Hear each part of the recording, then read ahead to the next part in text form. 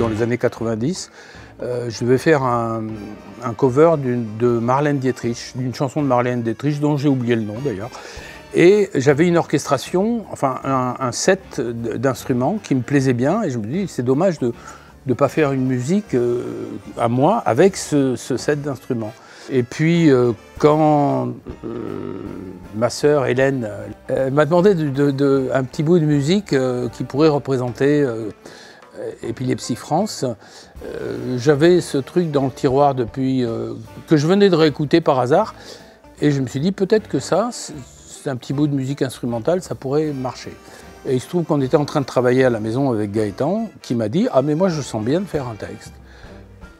Et il est parti avec la musique. Le lendemain, il m'a envoyé un premier texte qui n'a pas beaucoup changé. Tu as retouché quelques paroles, mais pas grand-chose. Voilà. Et c'était super.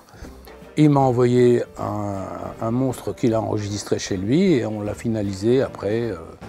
C'était comme il fallait. Et j'appelle ma sœur en lui annonçant que je l'avais terminé. Et elle m'annonce que le fils de Christophe, le président, jeune Matisse, était décédé.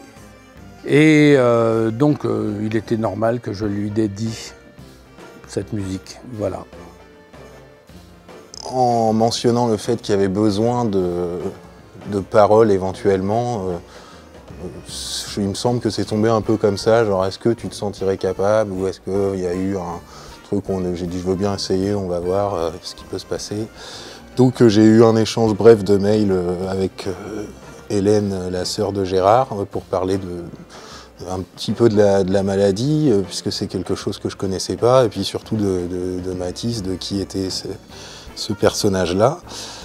En fait, j'ai simplement condensé toutes les informations qu'on m'a données, je me suis documenté un petit peu dans la soirée sur tout ça, et le texte est venu assez naturellement en racontant l'histoire du coup de Matisse que j'ai pas connu, mais en essayant de l'imaginer tel qu'on me l'a décrit, avec les mots qui sont les miens, et en intégrant de manière un peu imagée et comique ce que j'avais compris des documentaires sur l'épilepsie que j'ai eu peu de temps pour regarder.